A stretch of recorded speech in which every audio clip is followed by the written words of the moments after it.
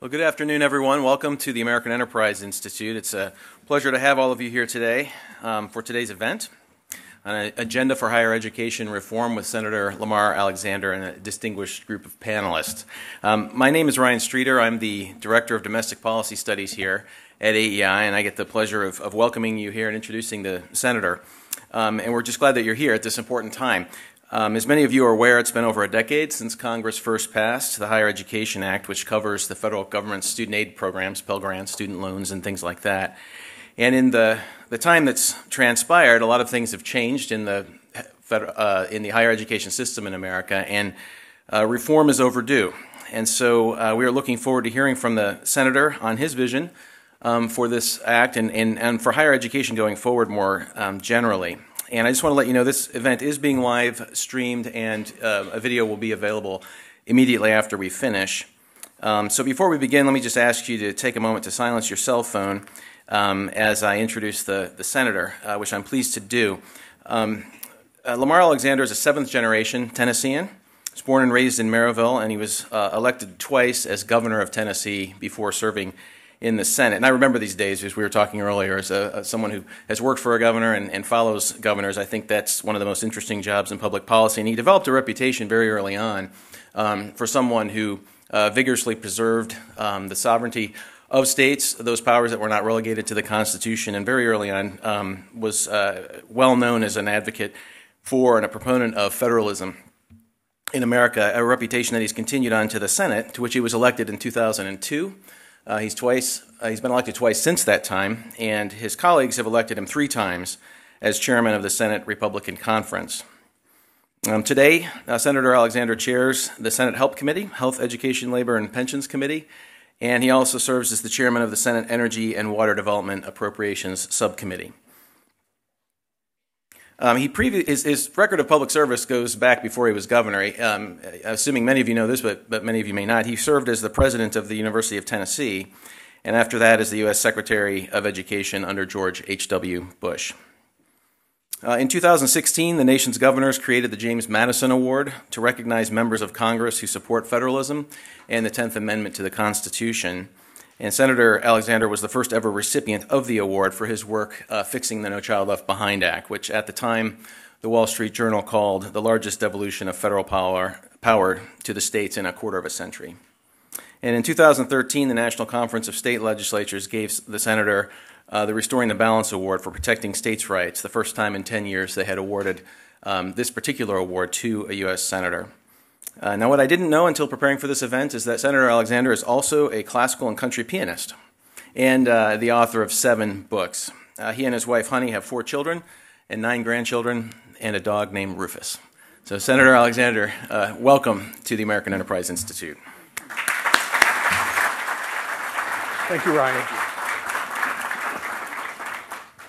Thank you, Ryan, to Arthur Brooks and the American Enterprise Institute. Jason Delisle, ladies and gentlemen, thank you for inviting me. When I was governor, I once spoke to an audience that included Alex Haley, the author of Roots, who was a marvelous storyteller. And after I finished, Alex came up to me and said, "May I make a suggestion?" I said, "Well, of course." He said, "If when you begin talking, you would say, instead of making a speech, I want to tell you a story, people might actually listen to what you have to say." So I've tried to remember that ever since, and have tried to begin any statement with a story, including that story. And if I had to select a story for today, it'd be a story that any one of perhaps millions of Americans who are students or who recently were students might write. This is what a college graduate paying more than $1,000 per month in student loans recently wrote to the New York Times. He said, quote, "I was told to chase down a bachelor's degree by any means necessary, but no one mentions just how expensive and soul-crushing the debt will be," unquote. The United States has most of the best colleges in the world, and it also has the most graduates paying off college debt. Roughly 40 million borrowers owe $1.5 trillion in collective student loan debt. The questions I hear most often from students about college are: 1, can I afford it? 2, is it worth it? And 3, can you make applying for financial aid and repaying student loans simpler? And then from administrators as well, they ask, can't you do something about the jungle of red tape that makes it so hard to apply for federal financial aid, to pay back student loans, and that wastes money on overhead that ought to be spent on students? And today I have 3 proposals that I hope will make answering all those questions yes. First, simplify the Fafsa. Now I have one here, just in case you don't know what I'm talking about. 20 million American families fill this out every year. You do it online, but it's still 108 questions, most of them unnecessary. And assuming you fill it out and you get your Pell Grant, then about halfway through the first semester, someone calls you up and wants to verify your information and stop your money while you're doing that.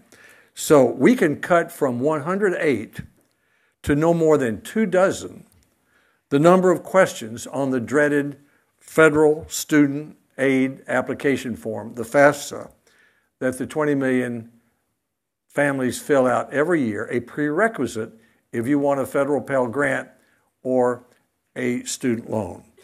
At our first hearing on updating the FAFSA in the Higher Education Act discussion in 2013, Kim Cook from the National College Access Network testified that just that simplification should encourage 2 million more students to apply for federal grants or loans that would make college more affordable for them.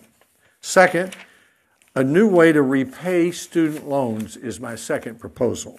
We should scrap the current system of 9 different ways to repay federal loans that was described by Dr. Susan Donarski, a professor at the University of Michigan, at another one of our hearings, when she said it had become, quote, a rigid, archaic payment system that unnecessarily plunges millions into financial distress, unquote. I propose that we scrap it and replace it with 2 options, both of which would be automatically deducted from your paychecks.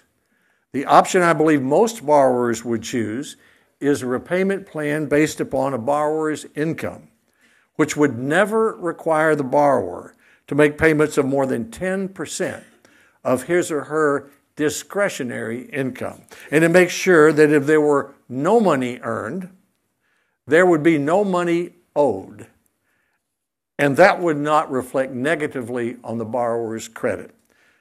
The other option would be a 10-year repayment plan with equal monthly payments, a lot like a 10-year mortgage. My third proposal is a new accountability system for colleges based upon whether borrowers are actually repaying their student loans.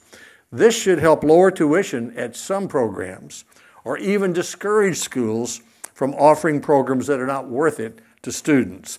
All 3 of these proposals should help students afford college and make sure the degree that they earn is worth the time and money they pay for it.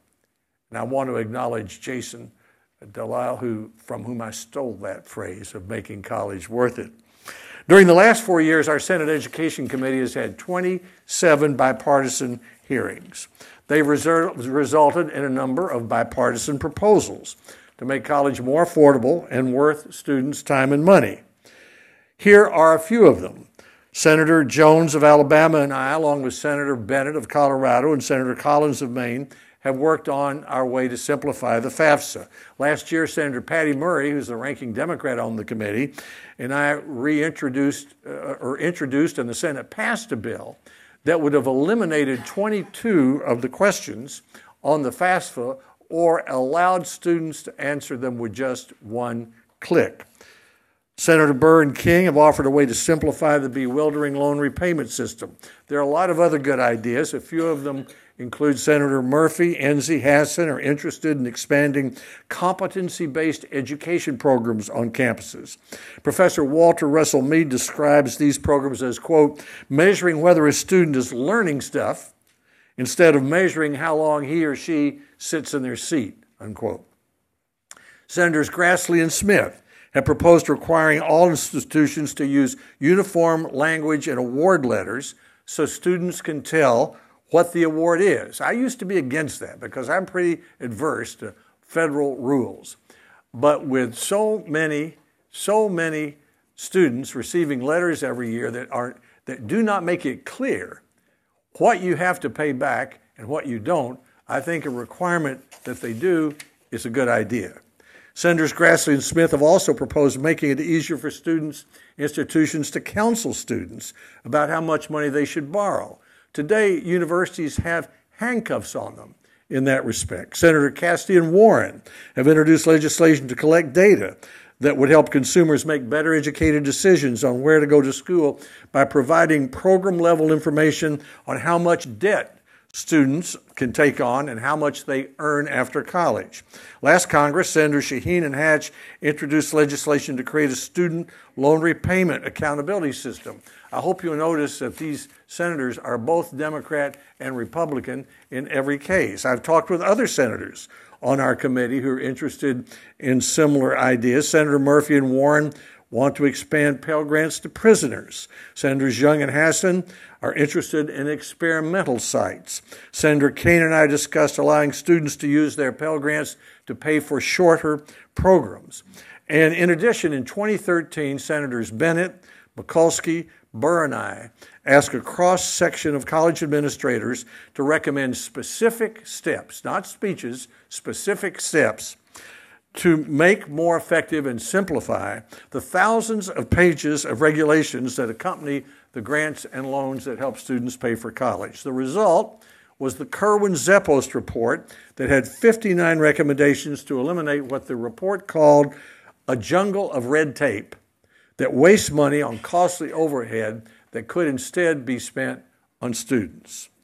This year I've met with Senator Murray, the ranking Democrat on our committee, 9 other committee members to talk about compiling all of these ideas into a single piece of legislation and moving ahead together. My goal is to report that legislation out by this spring of our committee so the full Senate can consider it in the summer. That schedule should permit a conference with the House of Representatives on their version of reforms to the Higher Education Act so that we can produce a present for 20 million college students and their families by Christmas. Before I go into a little more detail on the 3 proposals, I'd like to mention the remarkable growth of higher education in the United States.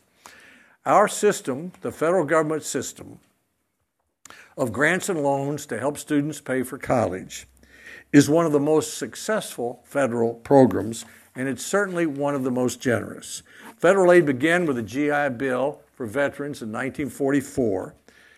As veterans came back from World War II, they were offered scholarships at the college of their choice. Then only about 5% of Americans had earned bachelor's degrees, mostly from private institutions. The GI Bill model for students taking federal dollars to the institution of their choice has expanded over the years. Congress created a limited federal loan program in 1958 and expanded federal student loans to all students in the Higher Education Act of 1965. By then, about 10% of Americans had a college degree.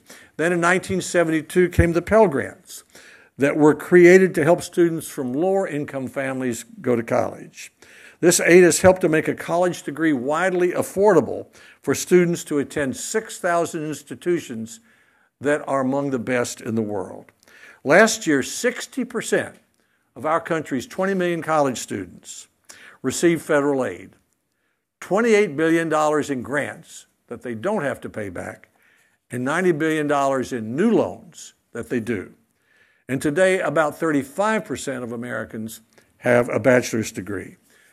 That's just the federal government's generosity. That's supplemented by state government. 80% of college students today attend public institutions that receive $87 billion from the states each year. Tennessee, I'm proud to say, became the first state in the country to make 2 years of college free for everyone, an effort led by our governor then, Bill Haslam. And now we have 16 states with similar programs. And there's a vast system of private scholarships, loans, work programs to assist students who want a college education. Paying for college is never easy, but because of such generosity by taxpayers, foundations, and private individuals, paying for college is easier than many people think. In addition to the 16 states where 2 years of college is tuition-free for many students, for most students from lower-income families, 2 years of college is nearly tuition-free. The average tuition for community college in this country is $3,700. The average federal Pell Grant, which does not have to be paid back, is $3,900. Public universities have tuition levels that are reasonably low. For example, at the University of Tennessee, it's $13,000 a year. More and more private institutions, such as Vanderbilt, are guaranteeing students who are admitted that they won't have to pay more than their family can afford. And while the total student debt is large, at $1.5 trillion, for the graduate with a 4-year degree, the average student loan is just under $30,000, about the same as an average car loan. Nevertheless, despite this extraordinary generosity, many students struggle to pay for college and to pay off debts they incur to go to college. That's why I'm offering these 3 proposals today. First, simplifying the Fafsa. The cumbersome Fafsa is the major impediment to low-income students going to college in the United States today. They and their parents are intimidated by the complexity, are wary of the government form, and don't see why they should have to give to the Department of Education information they've already given to the Internal Revenue Service. The former president of Southwest Community College in Memphis told me he believes he loses 1,500 students each semester because of the complexity of the Fafsa. Now again, this is a state where tuition is free if you just fill out the Fafsa. A woman who has mentored with Tennessee's free tuition program, the Tennessee Promise Program, said the complex form has a, quote, chilling effect, intimidating parents who may themselves have never attended college and have no experience navigating the process. And over again, I've had families tell me, I've already given this information once to the federal government when I paid my taxes. Why do I have to do that again? Once ought to be enough.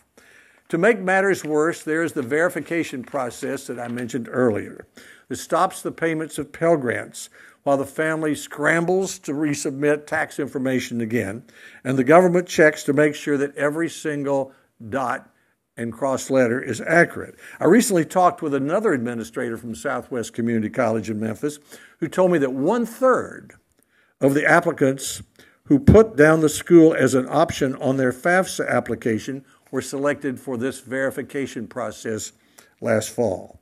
At a student where over 60% of students receive Pell Grants, this is a huge burden.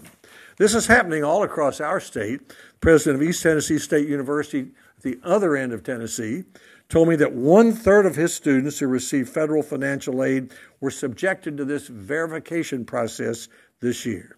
So I have 2 proposals to simplify the FAFSA. The first is Senator Jones of Alabama and I, along with Senator Bennett, who's worked with me on this for several years, and Senator Collins. We're reintroducing legislation soon that would reduce the number of questions from 108 to 15 to 25 basic questions about a student, their family, their plans for college. We would continue to provide the information that states and institutions use to calculate additional aid to prevent students and families from having to complete additional paperwork down the line.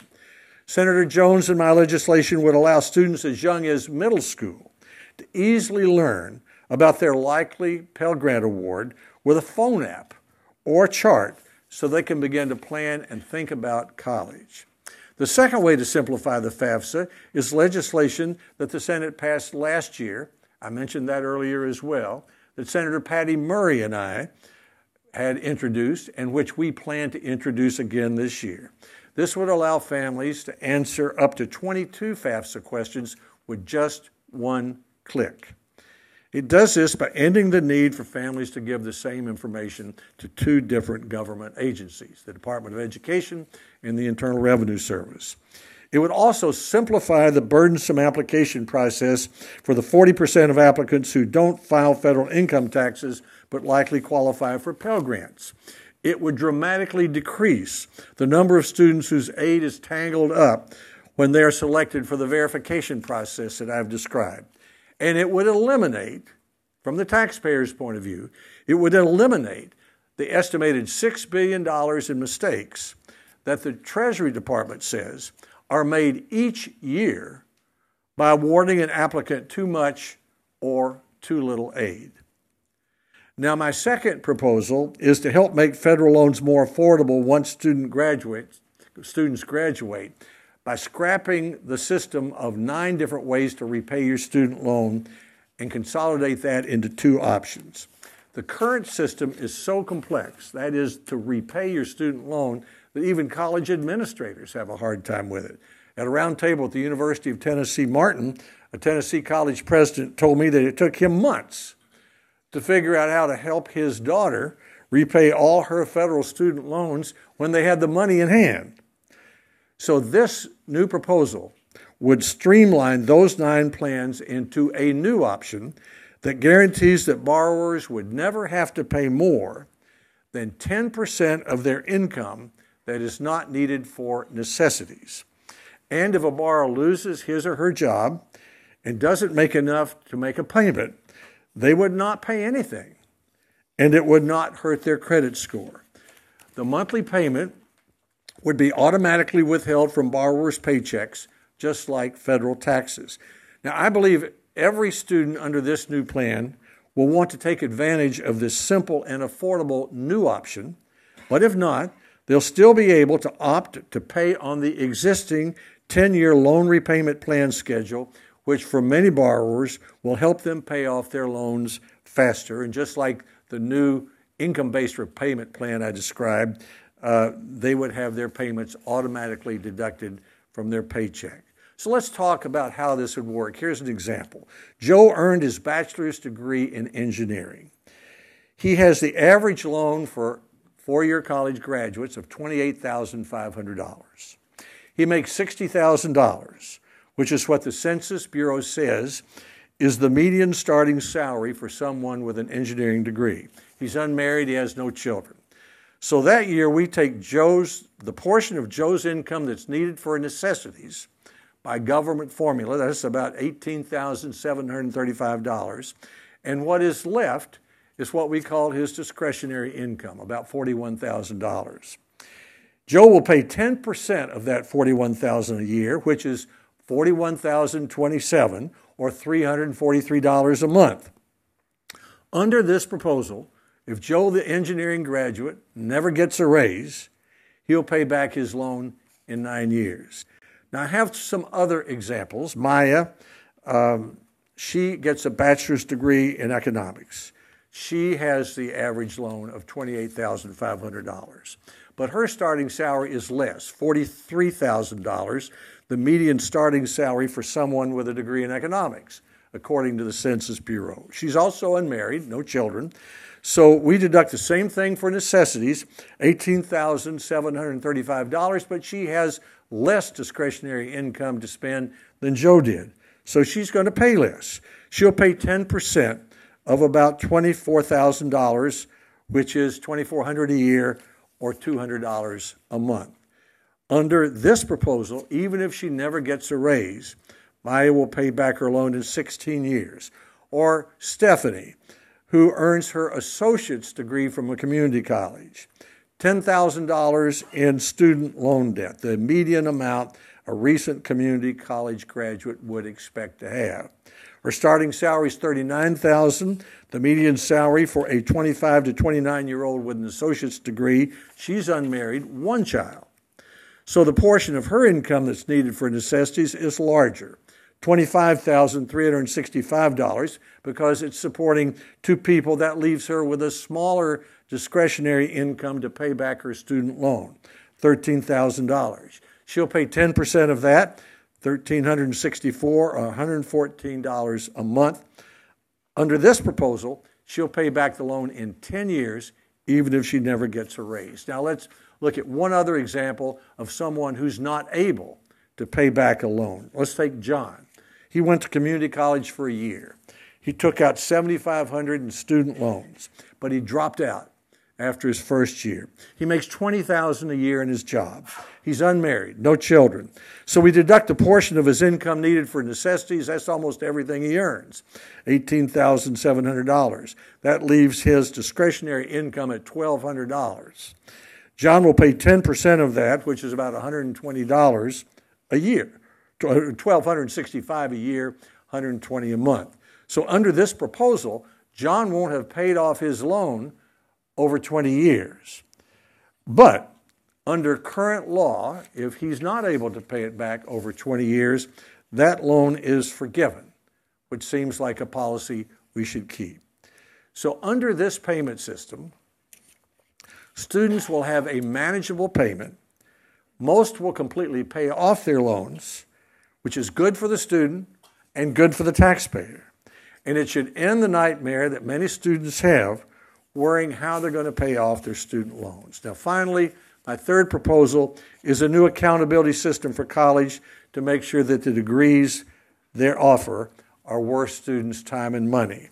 This new accountability system would measure whether students are actually paying off their loans, the students who attend that college. The proposal would simplify and expand the so-called gainful employment rule proposed in 2014 by the U.S. Department of Education. What is different about this proposal is that it would apply to every program and it would apply to every college, public, private, and nonprofit, and the measure would be much simpler. For some programs, this should provide colleges with an incentive to lower tuition and help their students finish their degrees and find jobs so they can repay their loans. Now, I've listed a number of proposals by many senators that have bipartisan support, and one would think that we could go ahead with those and turn those into law. But there are other proposals that are going to be difficult to work with. They're good ideas, but they're hard problems to solve. One of those includes rules about campus safety. The U.S. Department of Education has proposed a rule addressing campus safety by clarifying what is required by Title IX. I'm glad to see the department is going through the rulemaking process. This allows the public to submit comments. Universities and students deserve to have certainty about what the Title IX rules are, but it's my belief that Congress can also address a number of these issues. And I'm committed to working with Senator Murray to try to do just that. We have a committee with many different voices and diverse views, but we've been successful in bringing legislation with broad bipartisan support, including fixing federal student loans a few years ago, the law fixing No Child Left Behind, which President Obama called a Christmas miracle, the 21st Century Cures Act, which Senator McConnell, the majority leader, said was the most important legislation of that Congress, and more recently, landmark legislation to combat the opioid crisis. All of these were complex, difficult issues to solve, but we were able to do what the United States Senate ought to be able to do, listen to one another, look for areas of agreement, and produce a result. So my hope is that we will be able to do that once again with higher education, that we can answer those three questions that I mentioned earlier, and barring Jason's suggestion, that we can do our best to say to 20 million families and 20 million students that yes is the answer to the question, can we make college more affordable, and can we make it simpler to apply for federal aid and to pay back loans, and can we make it worth it? Thank you very much.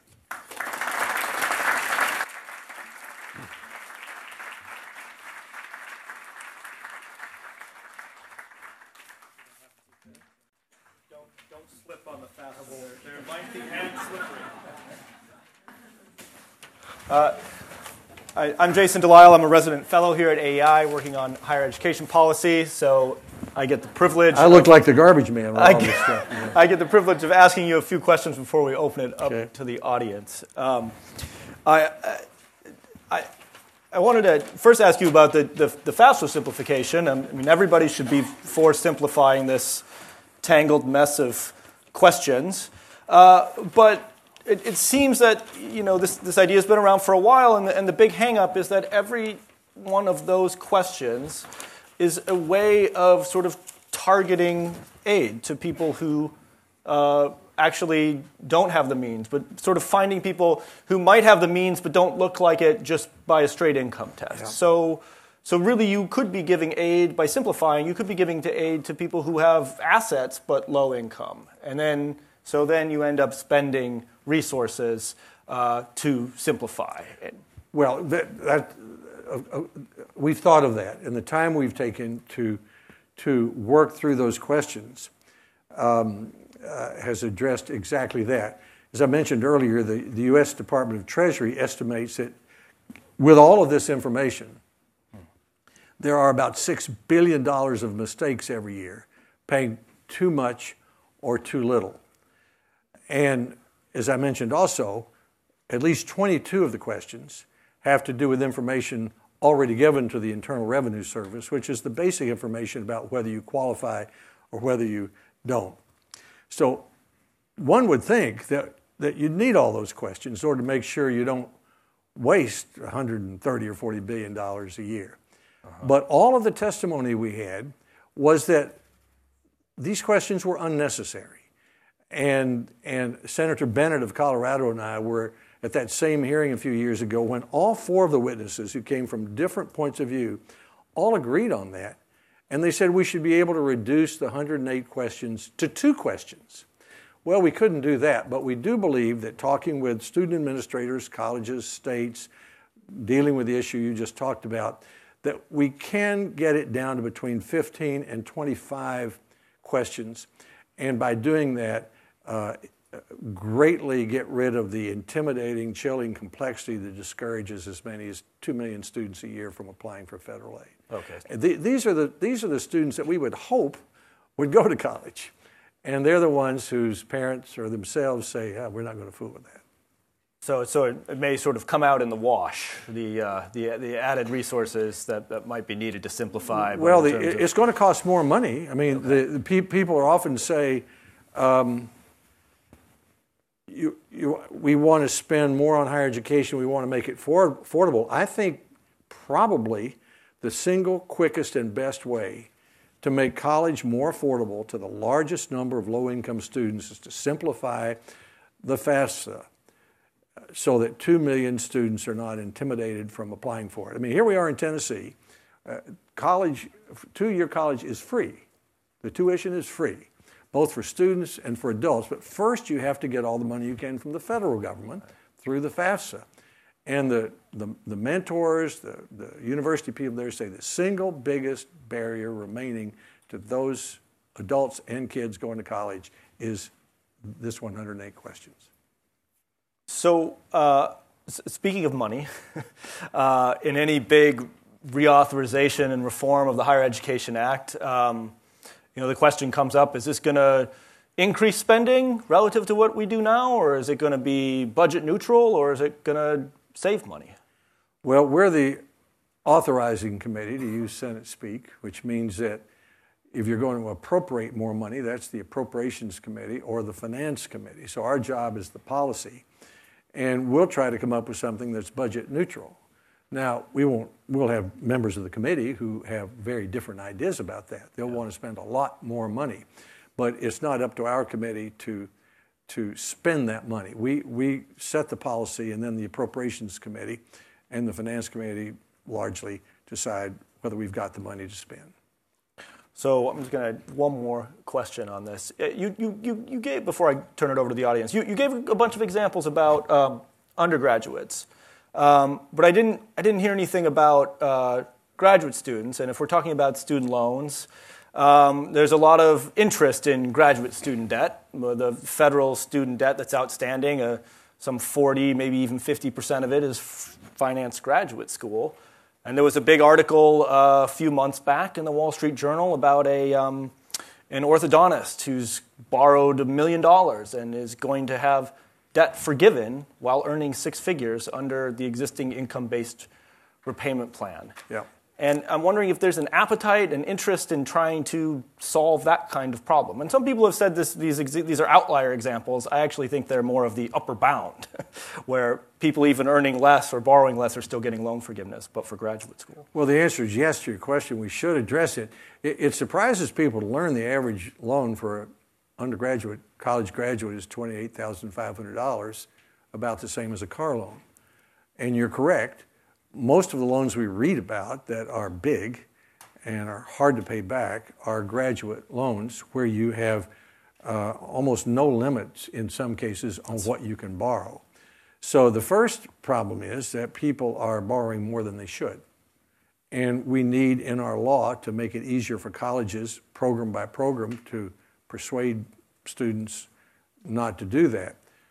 Or a second problem is the Grassley-Smith letter, which says this amount you have to pay back, this amount you don't. It's not clear all the time what that's true. Secretary DeVos and her administration have actually put the Fafsa on a device, an iPhone, so you can fill it out there, and hopefully as we simplify it, you'll be able to look on your iPhone and see, well, if I borrow this, I'll owe this over this period of time, and people will make better informed decisions. But we are going to have to look at graduate loans because almost all of the big loans that are hard to pay back are graduate students, and we have to make a policy choice. I mean, do we want to loan an orthodontist that much money and not have it paid back? Probably not.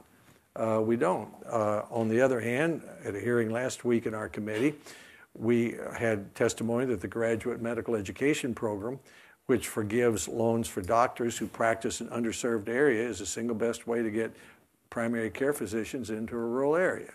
Well, that's an important public policy decision too. But for most student loans, their average is $28,500, which for a four-year college degree isn't easy to pay back, but is probably a better investment than your car loan, which is about the same average.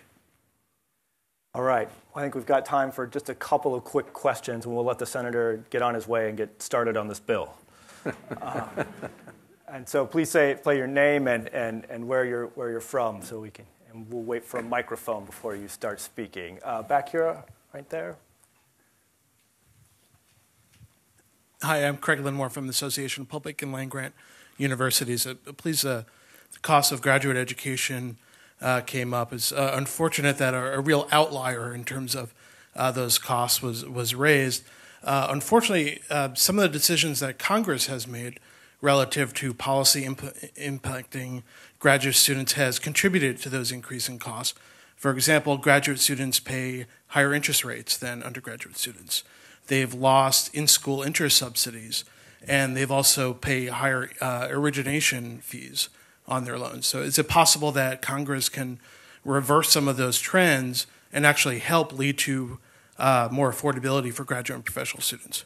So you'd go the other way. It's possible. I would start with the first priority is taking the available dollars we have and increasing the number of low-income students who can't afford the college to get their first 2 years or their 4 years, and put them in a position to get on the ladder and go up the ladder. Then when you get into graduate programs, some of which have to do with lawyers, which I am, or doctors or others, it's a lot of money to go to those schools. But the question is, should taxpayers, to what extent should taxpayers be subsidizing them as opposed to the low-income student who doesn't have a chance to get a Pell Grant? So I think it's a matter of priority. I'm willing to look at the graduate loans, particularly because there's so many of them that are so large. But that's because we have very generous programs, so that if you get your limit under this program, you can go over to this plus program. And if you go to the plus program, you can then go into the private market. And many people in graduate programs do that when perhaps they shouldn't borrow that much. Another question? Here? Yes? from the National Association of Scholars. I'm curious if you are interested in putting a cap on student loans. There's a lot of evidence that the availability of federal funding has driven up the cost of college. And so one way to put a damper on that is to just limit the amount of money that students can go into debt from the federal government. Well, there is a cap on student loans now. You can only borrow a certain amount each year. And as I mentioned, the caps have resulted in an average of about $28,500. I would like to, for someone with a degree, I would like the repayment plan that I suggested, my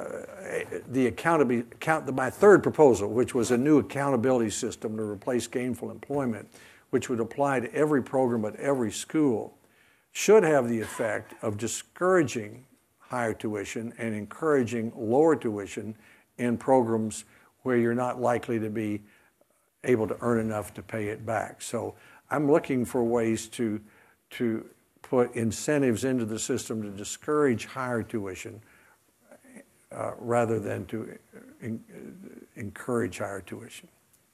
Now, we have time, I think, for maybe just one more. Back here, all the way back. Yes, my name is Steve Katsinas. I direct the Education Policy Center at the University of Alabama. We worked very closely with former Senator Cochran and Senator Shelby to reinstate Summer Pell with their outstanding staffs. And I thank you for your great service over the years to higher education. Two very quick questions. One is, you have steadfastly opposed maintenance of effort in the provisions, in part because of its concern for what it does to the states and flexibility. But I'm wondering if we're in the reverse case where we have kind of a reverse MOE by higher ed being the biggest piece of state government not to have maintenance of effort. Yeah. So I'm wondering about that. And then the second thing is that do you anticipate, you wrote an op-ed about 10 years ago on a 3-year baccalaureate degree. With Summer Pell coming in, it seems to me that we're within striking distance of hitting that because we have a year-round student enrollment system that matches our foundational student aid system for the first time. So thank you. Yeah, well, great questions. Let me take the first and the third question first on the Summer Pell and the 3-year degree. You know, we pride ourselves in that higher education is a market. And think about this. We've got 6,000 fairly autonomous institutions. Not autonomous as they'd like to be, but fairly autonomous institutions. We've got all this money following the students to the institution of their choice. Now, that's a voucher. Now, a lot of people don't like to hear me called a voucher, but all the federal student loans and all the Pell Grants are flat-out vouchers. So that ought to produce a market. And you would think that, therefore, higher education would act more like a market. But it acts less like a market than one would think. For example, people often pay more because they think if it costs more, it must be better, even though it's not better. It doesn't act like a market for a car. So I say that because the 3-year degree, which David Lipscomb in Nashville, a number of places around the country have tried, hadn't caught on like I thought it would. The Summer Pell Grant, which was a priority of mine and Senator Murray's, and as you mentioned, other senators, should make that easier and should meet my priority of giving priority aid to low-income Americans who can't afford to go to college. So the Summer Pell Grant is as important as simplifying the Fafsa. But I don't know why it doesn't encourage more 3-year degrees. The former president of George Washington University used to say that he was talking about the inefficiency of colleges. Trachtenberg, he said he could operate 2 universities on the George Washington University campus in the time that he had, given all the time everybody has off. That he could have 2 sets of faculty, 2 sets of students, and if that's true, why doesn't that happen somewhere? It just doesn't happen. So I'm puzzled, actually, at why the why our higher education system with autonomous institutions and this huge system of billions of dollars following students to the institution of their choice, which ought to be the definition of a market, why it doesn't act more like one. But I'm hopeful the Pell Grant and the demand for education will help. One other thing, I'm giving too long an answer, the competency-based education that I mentioned several senators who are interested in that, and Walter Russell Mead says that so you measure not how long they're sitting in the seat, but whether they're learning anything. That could help because we give out our federal money based primarily upon how long you're sitting in your seat, not whether when you arrive at the technical institute you already know 50% of what it takes to be a welder, and you can learn the rest of it in 6 or 8 months. Senator Kaine, for example, has talked about shorter-term Pell Grants, competency-based education. That might help make our institutions more of a market in the world in which we live today. Well, this being AI, I feel like we should leave it on a markets note. So everybody stay put. We're going to switch to a panel, but it will take just a couple of minutes. But for now, join me in thanking Senator Alexander.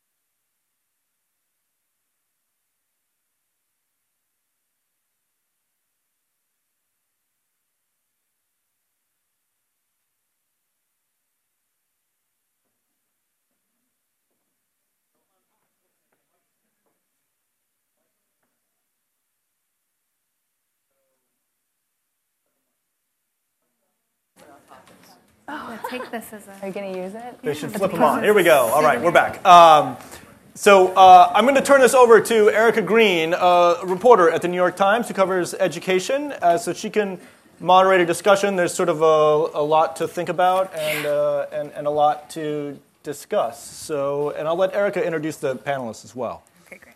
So hello, everyone. I am Erica Green, education reporter at the New York Times, and I'm joined today by Jason Delisle, a resident fellow at AEI, Lene Erickson, a senior vice president for social policy and politics at Third Way. Make sure I have everyone in the correct order. Sarah Flanagan, vice president for government relations and policy development at the National Association of Independent Colleges, and Michelle Asha Cooper, the president of the Institute for Higher Education Policy. So if we could give them a round of applause. Thank you for coming. Okay, so we just heard a lot, still digesting a bit.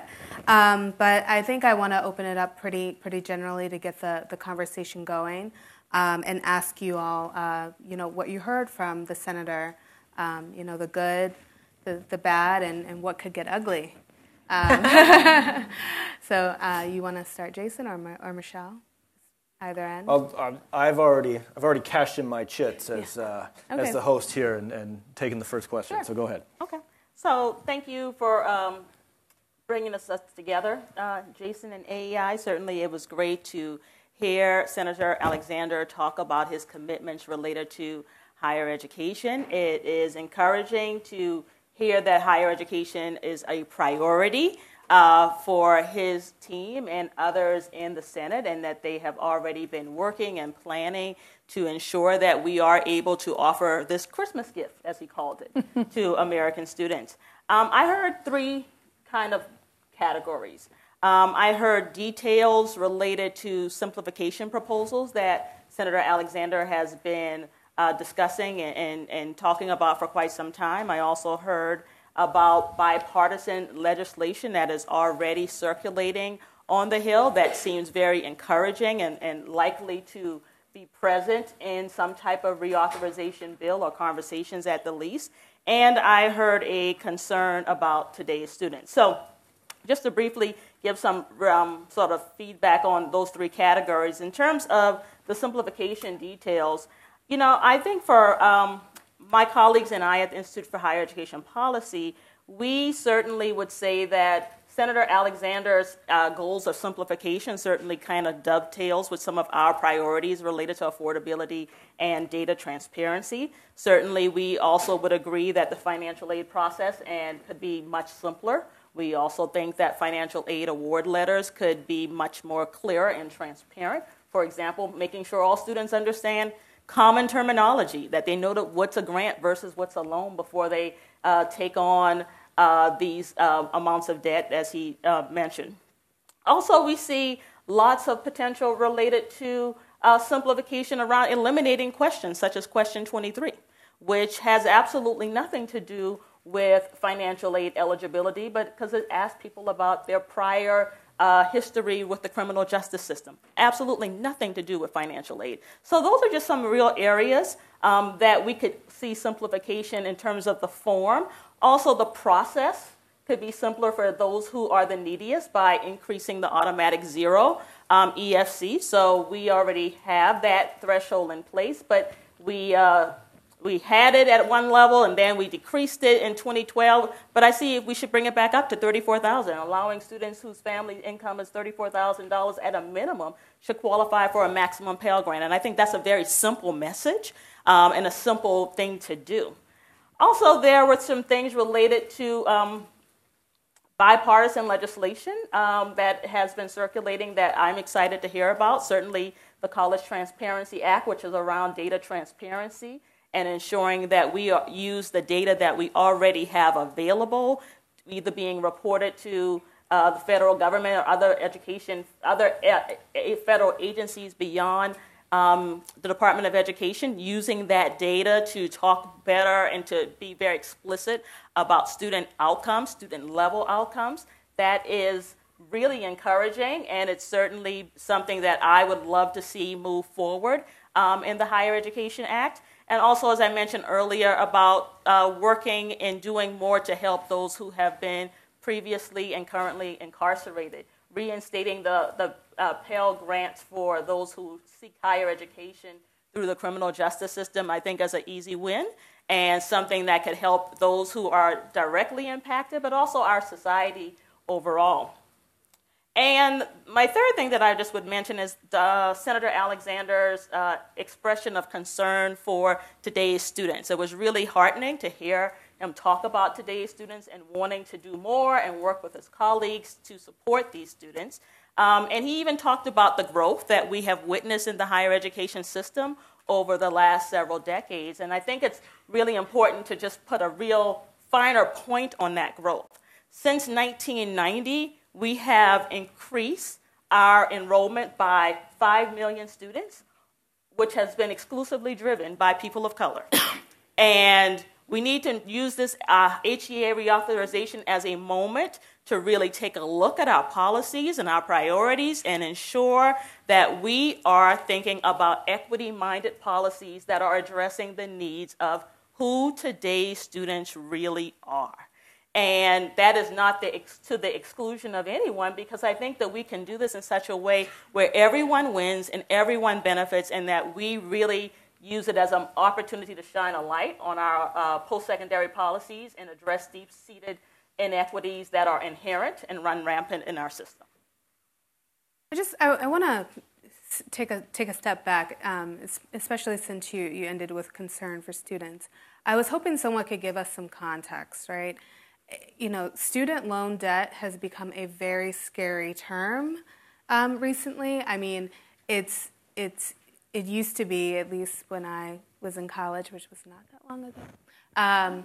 But, you know, it used to be that student loan debt was a part of the process. It was like avocado. It was good fat, right? There's good debt. There's good fat. And that's right. And now it's like, you know, it's a really, it's unnecessary. It's burdensome. And to a student, at least where I'm from in Baltimore, it could be really scary. It could be a deterrent. I know part of that is just, you know, we're under a Republican administration. We don't want to see spending go up and want to take care of taxpayers. But when did this become a crisis? I think that would be helpful to just set the tone. Well, I'll just say I think politically it's become a crisis because it's the people that voters, it's the voters that speak up, and it's the people that politicians hear from. So when Hillary Clinton was running, she would have the person that says, I have $100,000 in loans standing next to her, and I graduated from Harvard Medical School. And that person is not who I'm worried about, and that is not the person that our HEA should be worried about. That person's going to be fine. So I think we really have kind of defined the problem within higher ed, at least in popular culture, and with folks who aren't paying that close of attention to higher ed in the wrong way if we start with loans. And I'll just say, you know, I'll take Senator Alexander's advice about telling a story. So he talked about Joe, the engineering graduate who couldn't repay his loans. I think Joe, with an engineering degree, is probably going to be fine. But here's actually what happens to Joe. Joe, with Senator Alexander's proposals, gets to fill out his Fafsa form. He does it much quicker. He's like, great, I did that in 20 minutes. That's awesome. My form is shorter. Then he goes to a school where he's more likely to default on his loans than he is to graduate, because that is what he has access to in his area, or that's what he's heard about on TV. And he doesn't actually have any guarantee that the place that he's going is going to in any way serve him or make sure that he actually gets that degree. And in our system right now, 1 in 2 students that are signing up and having access to college are dropping out. And at some places we're sending huge loan checks to and huge taxpayer checks to, it's 9 in 10 are dropping out at Joe's school. So if we're not addressing that major problem within the higher education system, and I don't hear anything that Senator Alexander was really putting on the table to do that, I think we're really acting to the detriment of students. Well, I'll just add that, you know, certainly as Lene pointed out, leaving college without a degree is really bad. Leaving college without a degree and a lot of debt is even worse. That's right. But I think when we often talk about the conversation about student debt, we place our emphasis on things we can do at the back end. And I think we need to start focusing on things we can do at the front end, which has a lot to do with college costs and tuition prices. Great segue into what we all really want to talk about, which is gainful employment for all, apparently. So the proposal around accountability for institutions and program level data, and making that accessible to everyone and making it available for every institution in the country. I would love to get all of your thoughts on how that's going to be received in various sectors of higher education, and whether you think it's time for that. Yeah, I think that what you heard Senator Alexander say was something about doing something based on loans. He wants to do something based on whether or not people pay back their loans. which I actually, if he were still here, I would urge him to think beyond loans in thinking about accountability and whether or not college is worth it. I think we're really hung up on loans as the way to do this. But he mentioned a $28 billion Pell Grant program, which would be outside of the scope of a system that is based on whether or not you pay back your loans. But I think that, I think he's trying to get at something that is a little bit more robust than what we currently have, this sort of easily gamed student loan cohort default rate, where you can just simply enter a plan where you don't have to pay, and it looks like you're doing great. So, I think there's progress on that front, and I think there's bipartisan interest in making that a little bit stronger. Well, and I certainly agree with the senator that we need to have more accountability in the system and actually hold institutions responsible for the outcomes of the students they're enrolling. But if you think about his kind of piecemeal proposals taken together, he also suggested a more robust and simplified income-based repayment. And if you count those outcomes, as they did say in the Prosper Act, as positive repayment, then you actually end up with no accountability, because you're going to have everybody be in that repayment program, and you're not going to have anybody who's not repaying their loans, even if they're not actually paying down $1 of their principal. So I think the devil's in the details about this particular piece, but it goes back to this idea that we've got big problems within our higher education system, and just kind of stapling together existing bills that might have bipartisan support just isn't going to be sufficient to handle them. So I think you're right that the most controversial area will be this gainful employment for all, as it's been sort of spun out or thought about. So first I want to think about gainful employment as it's been known and why it only applies to the programs it applies to. And it's because those programs are the job training programs of the Higher Education Act, right? So the metric, whether the metric's right or not, as we've known it, the idea is, well, if you're going to go and get a job training program, it ought to add enough money to your salary, if it's just job training, to be able to pay back the loan to which you borrowed it, right? So the metric is a 3-year outlook, 3 years after you finish. It's not an outlook for a larger education, a bachelor's degree, where if you look at the trends, and we think of the earnings as a byproduct of a good education, but not the core mission of colleges and universities, that we need to ensure that we don't give up quality in an effort to, make sure you earn more money 3 years out. But if you look at the trajectory of when people earn more, it is further out. It is not the 3-year window of a job training program. Job training, you often go up fast and then it flattens for the rest of your life. And that's one of the concerns with job training. But having said that, when you talk to our colleges and universities, I represent, I think it's 967 private nonprofit colleges and universities. It's a broad array of institutions. But when you look at what our members look at, it's not the accountability. We keep on getting told by everybody who puts this forward, oh, don't worry, we looked at the numbers, all your programs are going to pass. But it's on one hand, it's the red tape, okay? I mean, there's, by our estimate, we can't remember how many millions of majors we came up with, and innovation. I mean, majors are changing all the time. If an institution isn't changing their majors right now to answer this need by students, they're not going to survive.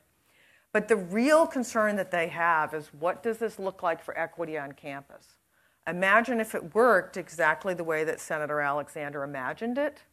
Then you're going to end up with, okay, English majors are not making as much 3 years out. I was a humanities major. I don't even think I could get a full-time waitressing job 3 years out. That might have been when I was a bus tour operator, being paid as a migrant worker. Anyway, but okay, so we're going to charge you as a humanities major $10,000 a year, and if you want to go into engineering, we're going to charge you $50,000 a year in this scenario. Where do you think low-income students are going to get pushed? They're going to get pushed into these $10,000 a year, and even if they want to be an engineer. Or as someone said to me, well, if you want to be a political science major, but you're going to make more in math. I would have been a terrible math major. I was actually pretty good in math, but I hated it. Okay? So this idea that we're going to give now opportunity for education and what you major in and the choice you make, based on whether or not you are wealthy or poor. Most of our colleges said they'd shut down. I mean, they just, that is so, we don't price by major. We don't price in that way by cost because we want students to have choice. So this is one of the most, and that's not why Senator Alexander's proposing it. That's not why he's proposing it. But when we look at the outcomes of what it would have for equity and choice on campus, we're alarmed about this. And not for the reasons that, it's not that we're not willing to be accountable. And what he's trying to also do is, remember, if you look at his loan thing, you get rid of loan defaults. So he's trying to come up with an alternative to a loan default measure. But maybe what was suggested, we ought to look more broadly beyond loans and try to think of a different accountability mechanism that really makes sense. Why do you think he's going to say more about that, how he's going to get rid of loan defaults? Well, there are no more defaults. If everyone repays. Because everybody is, if you're making too little, you don't owe money, you're never defaulting, which I think was your point about there would be no more loan defaults. There's quite no an such thing assumption. as a defaulter. I mean, that's quite an assumption. Well, it certainly would come under true. the formula as he put it forward. And it certainly would come true if we held institutions accountable for that repayment rate then, and what they could do to get out of that accountability was make sure all of their students were enrolled in that program. We've already seen schools are very, very good at skirting the cohort default rate. Schools that are kind of bad actors are good at that, and so they would game this too, this time by maybe not hurting students as badly because they're putting them in an income-based repayment plan, but they're not going to be held accountable. So for one of the anything. pieces that he didn't mention today that I was told was that it would basically come out of your paycheck. So it He would be mentioned automatic. that. Yeah. He did mention that. So if you so earn, it would be automatic, so you wouldn't have a default anymore. Yeah, so I mean, I have real issues with this sort of the automatic argument that I think he's making here. I think this is one of the problems. Is I think it's hard to make it automatic, right? So let's just play this out, right? I show up to the American Enterprise Institute for my first day of work. How does American Enterprise Institute know to take money out of my paycheck for my student loan? How would they possibly? The only way it could be automatic, right? Is automatic, right? They wouldn't know this, right? They wouldn't know I have a student loan unless I told them. So now we're not automatic, right out of the gate here. So I think there's some things that need to be worked out in this bill about how to make something like that automatic. Well, you're going to do it on the front end when you download on your FAFSA and you get rid of those questions. You're going to be put into. You're going to give them permission to go into your into your tax records and your Social Security payment. So they will know the first time when you bring your Social Security card to AEI, they're going to go and get tap into your student loan record, I think. Right? So AEI will log in and say, oh, we see that, Jason, you have a student loan. And then they'll start withholding. I told you it's complicated. Well, look, I think someone already said the devil is in the details for sure. Right. I think the broader issue is we want to make sure that all students have access to a high-quality education. Like, that's really our goal. And I think the first step to do that is greater transparency about quality, price, and outcomes. And we can't do that until we have better data and use that data to help really drive institutional improvement. Michelle, I'm interested. Do you think if institutions started to price programs at different levels, that would create inequities? Well, that's not something I've really studied, so I don't want to talk about something I don't know. Okay. But I think we have to get institutions, institutional leaders, and all of us really in the mindset of recognizing that the data that we have can be better and that we can make better use out of it.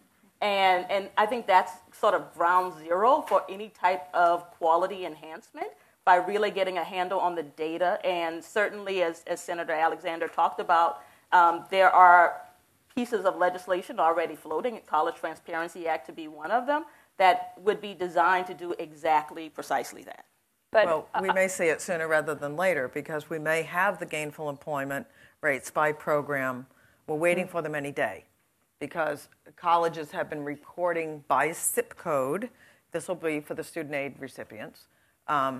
They have been reporting, and then they're going to do these data matches. And one thing that came out of the new gainful employment kind of pullback that the DeVos administration did is that they have proposed that they make it a transparency piece, and they're going to put it on the college scorecard. So we're waiting for this to appear any day. We may start to know what a policy like this would look like.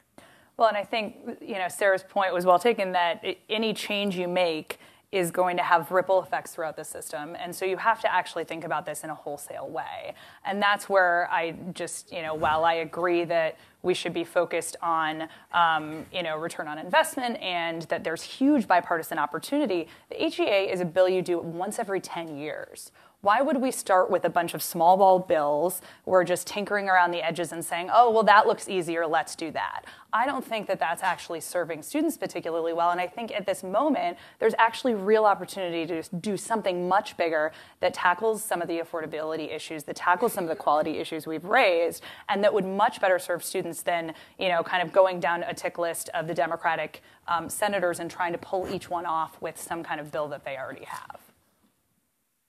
Can we just talk briefly about red tape? What does that mean? What is the red tape? And is it for students? Is it for institutions? So on this particular proposal, I forgot how many millions of majors that we estimated on the back of the envelope. So if you take it at face value that supposedly our institutions in general are going to do okay. Think about millions of majors, because each institution, however many they have, I don't know how you're going to take a new major. A lot of institutions, for example, are taking their liberal arts programs and they're incorporating and blending them with career development so that people understand what kind of a career I could do with. Criminal justice is a perfect one. There are criminal justice majors all over the place post 9/11. So we're going to have this major by major, separate pricing, separate analysis. I mean, this whole project that we gratefully worked with Senator Alexander on to look at some of the regulations we might not need anymore. That he has been. I mean, the gains that could be made on lowering cost on that or lowering expenses on that pales in comparison to this kind of down at the academic level of looking at former students. I mean, it's extraordinarily new. I mean, it really gets to the heart of higher ed. So that's the red tape. Because you would have to report to the Department of Education. But we already do that. Which the program that every student is in. But you already do that. We do that. So that isn't a new thing that you would have to do, though. Right, but now you're going to make eligibility for student aid for each major different based on, I mean, the other problem is you're going to lose your eligibility. So the idea is that, okay, well, if a student if my English major, I keep on picking on poor English majors, but if my English major. Okay, see, so you're doing fine. But English, I feel like we usually use feminist studies or something like that. As a Mount Holyoke graduate, I feel like we should use feminist studies graduates didn't make enough in this cohort. So now the students aren't eligible anymore. I got to shut down the major. I guess I got to shut down the major. How do I regain eligibility? Even if I did what they wanted. You can lower the price. You can lower the price. But I can't because I'm there. I can't even lower it to half price for a student who has to borrow a loan because that major is no longer eligible for Title IV eligibility. Do you see how it's a chicken and egg problem? Well, you have a few years to see you it. Do? Right? You can sort of see this happening. I don't know, right? do we? So we're going to have quite a few years. But I think this is one of the super interesting things. So this is the kind of red tape, right? So now we're going to need a few years to get it back on, and how many years do we have? And what happens to the three majors? What do you do with the cohorts in most of our institutions of less than 10? Do they just get a free ride if you're at why don't we just then make 50 majors? 3 students in every major. I mean, it just... The whole way of that, I'm just giving you the red tape answer, right? As you start to imagine this. Well, I think this is one of the interesting things that I didn't hear Senator Alexander talk a lot about today, but that he's talked about in the past is kind of program-level accountability versus institutional-level accountability. And program-level accountability, I think, is a super interesting idea because particularly for those career education programs that gainful employment applies to, there's really different outcomes depending on the program that you're in. So shouldn't you kind of be able to tell that? And also, you should have the data to know that before you make a choice to get in. And also, it might actually incentivize institutions to close down bad programs instead of kind of being completely cut off from Title IV. But a lot of this is experimental, and not all things should be at the program level, right? Because how are you supposed to capture someone who enrolls in one semester of liberal arts education or a associate's degree and then drops out? How do you red tape. Or switches majors? Yeah, exactly. Switches majors. Right, or switches majors. This isn't, the students aren't robots. They're moving around in and out of the system. And so I think that's why you have to kind of think about pairing institutional level accountability where it makes sense, particularly to capture those 50% of people that aren't even graduating, and then program level accountability on another side. So in case I didn't translate this because we weren't sure, we had to go back to the Hill and ask last year when this idea, by program, do you mean major by major? Or do you mean liberal arts, for example, at a traditional? And they said, no, major by major. So I just want to clarify that in case that wasn't instantly obvious why I was going to this level. Question. Okay. We are going to open the floor up for questions. We have a mic coming around. If you could just say your name and where you're from. Nobody? That would be a first. Hi, my name's Paul Haga. I'm from NPR, but I'm not reporting anything. I'm the board chair, and I'm a retired mutual fund lawyer, so don't worry about me. But since we're at AEI, is it possible to conclude that maybe some of these cures are worse than the disease, and that we kind of step back and just think that many times federal micromanagement of a situation leads you to something where you opine for the original disease. And I'll just suggest one, 1984 Tax Act tried to solve the crushing issue of a few CEOs making over $1 million, and the cure was to tie it to stock prices and launch the salaries to the moon. So maybe we can just sort of think, okay, how bad is this, and is it really worth a federal micromanagement solution? Well, as a taxpayer who's paying part of the $130 billion that's already going to institutions for higher ed, I'd say it's a big problem when half of students don't graduate. And it's not as if we're actually talking about enforcing the federal government on top of that. We're paying for it already. And we should be able to get something for those huge checks. I mean, when you look at the amount that we ask back from schools at the K-12 level versus what we ask from schools here, where, as Senator Alexander said, it's basically a voucher, go with God, and I hope you do well. That's really not, I don't think, setting our students up for success. There's no guardrails to make sure that our tax dollars are only going to places that are actually going to help them. But higher ed is not funded exclusively or even primarily through the federal student aid programs. And I think it's a really good question. And I do think we need to think about what kind of a higher ed system do we want. I would be one who would argue that the model of No Child Left Behind and the kinds of the way that the federal government tried to leverage, I think it's 7% at the time, right, of K-12 funding, was not successful. It undermined the teaching profession, among many, many other things. And I hope we don't go there with higher education, because we do have a lot right. And I think it is good to put that on the table. I'm not saying that we shouldn't be accountable to the money. I'm not saying, but I hope we don't lose our focus on low-income students or some of the really good things we could accomplish. Like, it's going to cost more if it's easier to fill out the FAFSA, because guess what? More low-income people are going to go to college. And when low-income people go to college, they face all kinds of risks that wealthy students don't face, even if college is free for them, okay?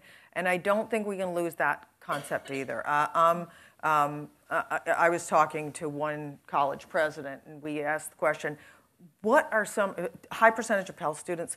So what are the reasons your students are dropping out? Some of it is academic preparation. Some of it, I'm sure, is not enough support service at the institution. But one of the things that they said to me that was really, really interesting, and a lot of it is finance. I get it through 2 years. I can't get them to 3. One of the really interesting things was, well, one of the biggest causes is that we have a lot of women. This is a women's college president. And they get called back home to be the health care provider in their family when grandma gets sick. It's they all live together. And one of the biggest problems we have is an illness in the family, the lack of continuation. So how do we measure all this? I mean, there are some. We cannot lose the fact that if the federal government is trying to partner with colleges and so many other people, taxpayers, students, to try and make access for students who wouldn't otherwise have it because of financial means, I don't want to lose the focus on the real life obstacles. We're talking about foster care children in this. Kids who don't have anywhere to go over Christmas. I mean, I just don't want to lose in our rev up to get to make sure that everybody's, that colleges are accountable and everything. I think we have a pretty good system, and I don't want to lose that focus on there are so many obstacles that we can't lose the core reason for the Higher Education Act that came out of the war on poverty. And those obstacles, that conversation can lead to a different set of solutions than a big one about what's wrong or what's right with American higher education.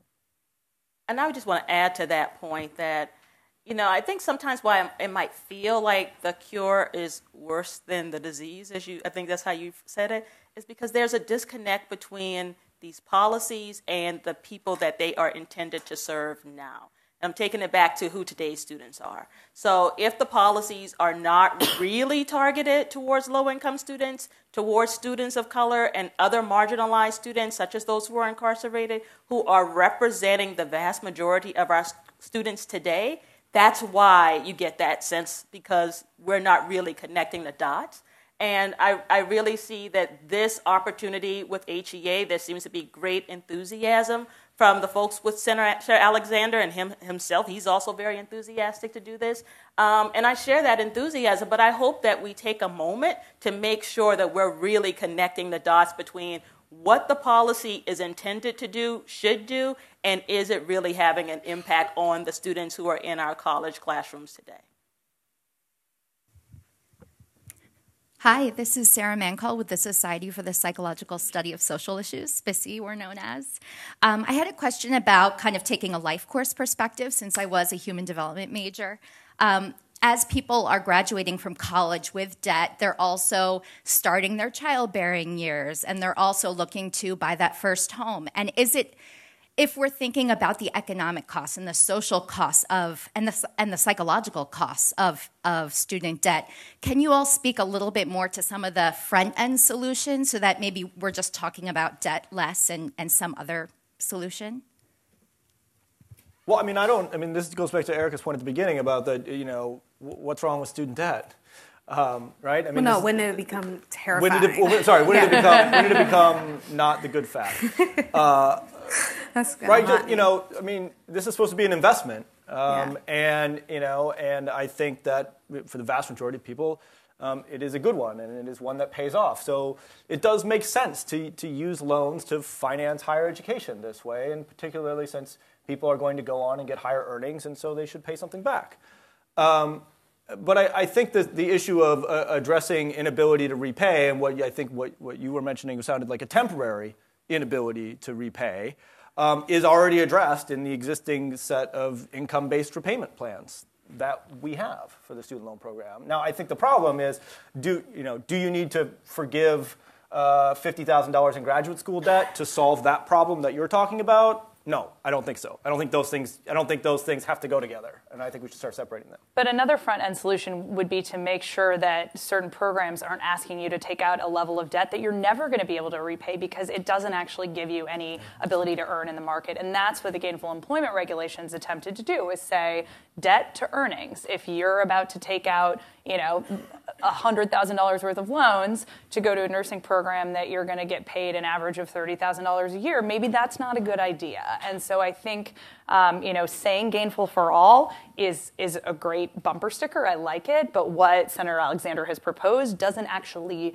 do the same level of accountability that the current Gainful does now. And I think you're going to see Democrats saying, listen, we're not about to create a new, pot of money for for-profits in short-term Pell that has no kind of guardrails around it and get rid of Gainful. That's not a deal that Democrats are willing to make, regardless of whether certain Democrats support each of those kinds of bills as a separate measure. So I do think that's kind of the other piece that you have to think about. We've got a Democratic House.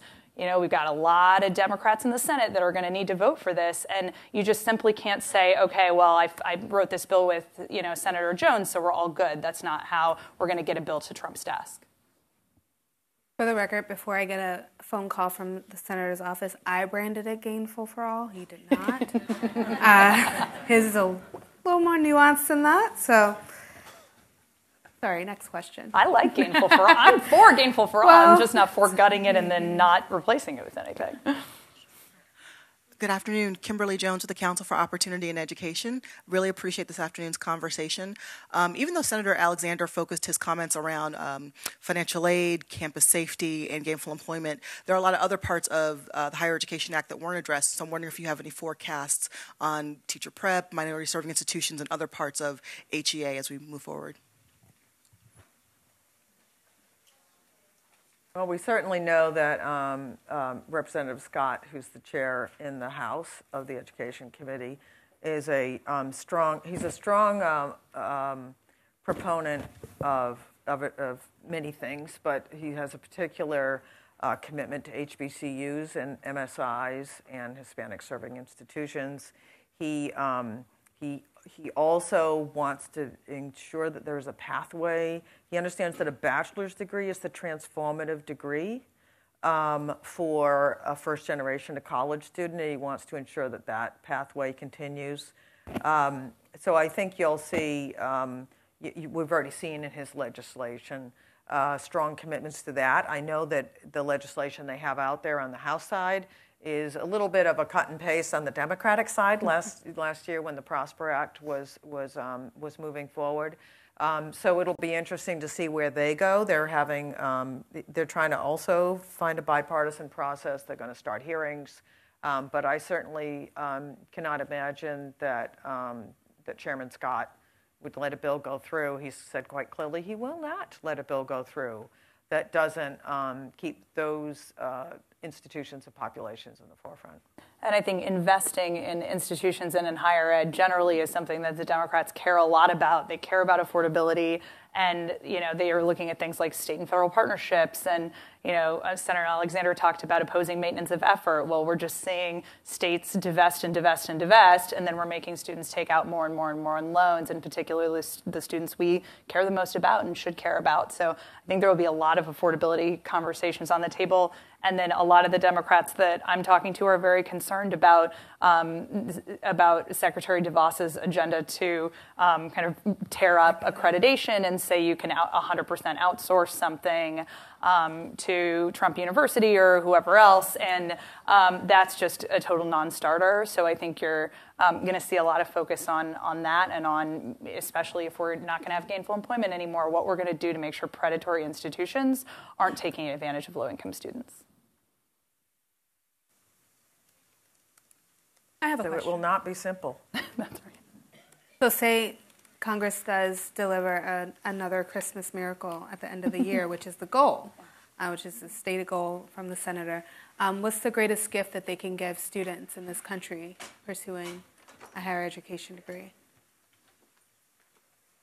Go down the list. Doesn't matter to me. I would say that the greatest gift will be focused on Pell Grants, making sure that Pell Grants are indexed to inflation, that we're restoring the purchasing power of them, that we are reinstating, we are relifting the ban for those who are incarcerated, and that we are, I would also say, adding to the available amount of money available to Pell. I think that'd be a great gift. I'd be really happy to get that gift. Yeah. I will second that. I will take that gift as well. I mean, that sounds good to me. I would also want to make sure that institutions are going to be held more accountable for whether they're delivering for students, and making sure that any changes we're making are actually focused on equity and focused on helping low-income students and students of color, because, as Sarah mentioned, that was the reason for the Higher Education Act in the first place. I think the greatest gift that the Congress could give to undergraduates would be to stop subsidizing graduate students so much and move some of that money over to helping people get their first degree. rather than their next one. Subsidized. Jason, you should They stop don't being subsidize so it at critical. all. That was very. They don't subsidize. The graduate students pay in. They help support the undergrads. He's worried about his Whole orthodontist. other panel. That's what he's worried about. Thank you guys so much. Thanks for joining us. We're only a minute over. Thanks so much. Great. Thank you.